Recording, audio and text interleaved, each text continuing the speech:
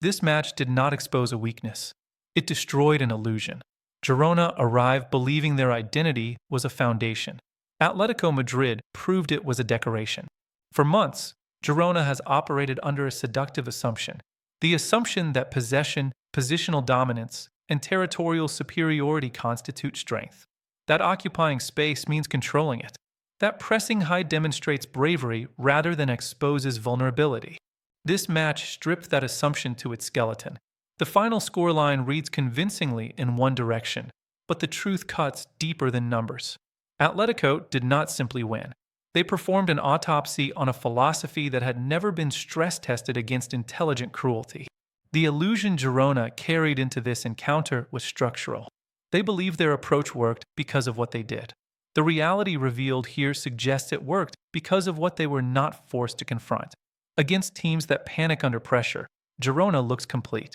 Against opponents who surrender space out of fear or incompetence, their patterns appear sophisticated.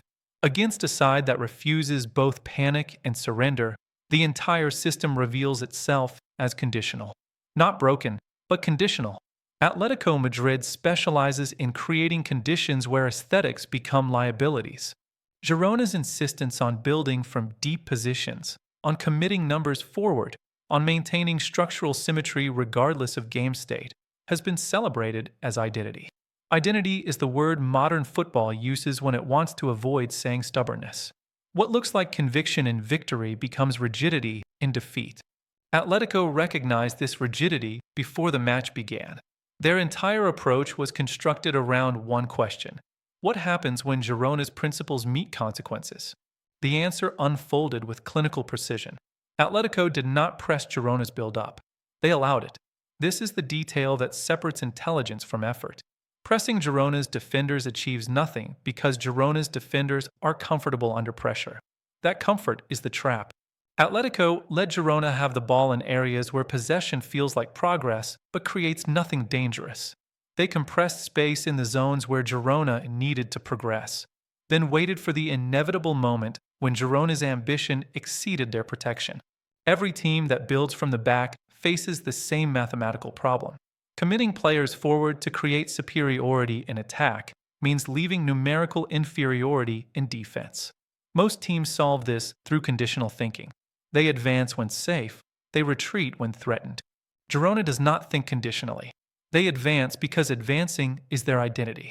Atletico exploited this certainty with ruthless repetition. The pattern was simple. Allow the build-up, congest the progression. Win the ball in transition-friendly areas, attack the space Girona had abandoned in pursuit of aesthetics. This is where the illusion shattered completely. Girona's defenders found themselves isolated not because of individual errors, but because of systemic inevitability. When your team commits 8 players to the attacking half and loses possession, mathematics takes over. Atletico's forwards did not have to be exceptional. They simply had to be competent in space against outnumbered defenders.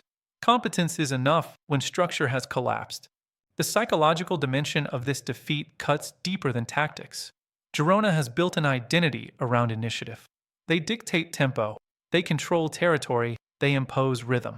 This identity works until it meets a team that refuses to be dictated to. Atletico Madrid does not respond to initiative. They absorb it, redirect it, and punish it.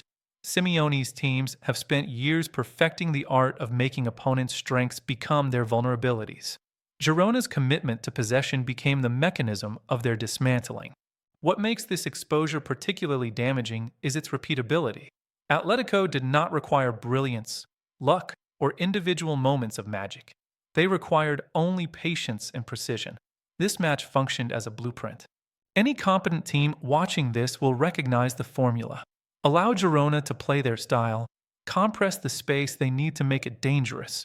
Win the ball in areas where their structure has already committed elsewhere. Exploit the gaps they created themselves. The illusion was that Girona's approach was sustainable against elite opposition. The truth is that it functions only when opponents either cannot or will not exploit its inherent vulnerabilities. Girona's coaching staff faces an uncomfortable reality. They can abandon their principles and become pragmatic, which destroys the identity they have cultivated. Or they can maintain their principles and accept that against certain opponents, those principles guarantee defeat. There is no third option that preserves both identity and results against teams structured specifically to punish idealism. This is the trap of being celebrated for style. Style becomes expectation. Expectation becomes obligation. Obligation becomes predictability. Predictability becomes vulnerability.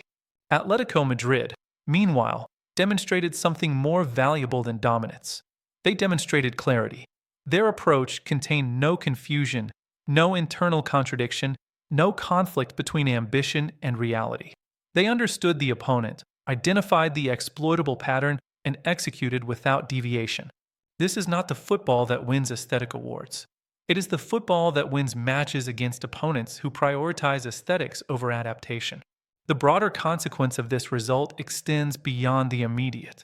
Girona's season narrative will now divide into before and after this match. Before, they were the romantic story of a smaller club punching above weight through enlightened football. After, they are a case study in the limits of idealism. Every upcoming opponent will watch this match and recognize the vulnerability. The high line that looked brave will now look reckless. The possession that looked controlled will now look aimless. The commitment to principles that looked admirable will now look inflexible. This is how illusions die in professional football, not through dramatic collapse, but through systematic exposure. Girona did not abandon their approach during this match. They could not. Their identity is too rigid to allow for in-game adaptation. Atletico recognized this rigidity and designed their entire strategy around exploiting it. The result was not a contest between two approaches. It was a demonstration of what happens when philosophy meets pragmatism and refuses to compromise. The defensive transition, or more accurately the complete absence of it, revealed Girona's fundamental misunderstanding. They treat defensive transition as an interruption to their football rather than an integrated component of it. Elite teams prepare for the moment they lose possession before they gain it. Girona prepares only for the moment they have it. This creates a permanent vulnerability. When the ball is won in positions where Girona has already committed their structure forward, recovery becomes impossible. Atletico did not need to be fast. They needed only to be correct. The spatial awareness required to execute Girona's approach demands extraordinary collective discipline.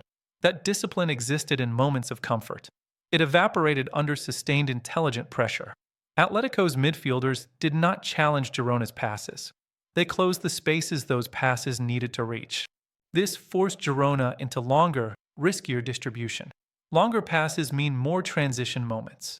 More transition moments mean more opportunities for Atletico to win the ball in dangerous areas. The cycle repeated until the outcome became inevitable.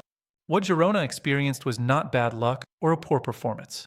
They experienced the consequence of building an identity without defensive infrastructure. Their football assumes they will maintain possession. It does not account for what happens when they do not. Atletico constructed their entire match plan around forcing Girona to defend, knowing that defending is not a natural state for this team. When a team is uncomfortable in a situation, mistakes accumulate. Mistakes against organized opponents become goals. The temperature of this match never rose. Atletico never panicked. Girona never adapted. This psychological consistency from Atletico is what separated the teams more than technical quality. They understood the assignment before the match began and never deviated from executing it. Girona understood only their own approach and never questioned whether that approach was appropriate for these specific circumstances. Flexibility is not abandoning identity. It is recognizing when identity needs temporary adjustment to preserve long-term viability. Girona does not think in these terms. Their rigidity is both their brand and their limitation. The attacking patterns that looked creative in previous matches appeared repetitive here because Atletico had already solved them. Predictability is not a flaw when you are better than the opponent. It becomes fatal when the opponent has prepared specifically for your predictability. Girona's movements and possession followed familiar shapes. Atletico's defensive positioning anticipated those shapes. The result was not a contest, but a controlled negation. The match exposed another uncomfortable truth about modern football's celebration of style. Style without substance is performance art, not competition. Girona has been praised for how they play. This match asked whether how they play is sufficient when faced with an opponent who does not care how they play. only that their approach contained structural weaknesses. Atletico's answer was definitive. Style loses to structure when structure is executed with discipline. Girona's defenders spent the match in situations their training had not prepared them for. Defending in space, outnumbered, against organized attacks is a specialist skill. Girona's defenders are specialists in playing out from the back, maintaining high lines, and progressing possession. These skills became irrelevant once Atletico established their dominance in transition. The players looked uncertain not because of individual inadequacy, but because the system placed them in situations where their strengths could not apply and their weaknesses became critical. The final image of this match is not chaos or drama. It is control. Atletico controlled the match without dominating possession. They controlled it by understanding exactly what Girona would do and preparing the correct response. This is intelligence defeating idealism. Girona will review this match and see their principles failing. The harder truth is that their principles succeeded. They executed their approach correctly. The approach itself was the problem. What Girona must confront is whether their identity can evolve without being abandoned. Can they maintain their commitment to possession while building in defensive transitions? Can they keep their high line while developing the recovery speed to sustain it against elite attackers? Can they preserve their attacking ambition while accepting that sometimes restraint is more valuable than initiative? These are not rhetorical questions. They are the questions that will determine whether Girona becomes a cautionary tale or a sustainable project. Atletico Madrid provided the education. Clinical, cold, and complete. They did not humiliate Girona. They simply exposed the gap between ambition and infrastructure. The scoreline reflects that gap accurately. 3 goals were not excessive. They were proportional to the number of times Girona's system created opportunities for its own defeat. Final verdict. Girona's football works beautifully until it meets an opponent who treats beauty as a structural flaw rather than a virtue. And no amount of possession can defend against opponents who understand that your identity is your predictability.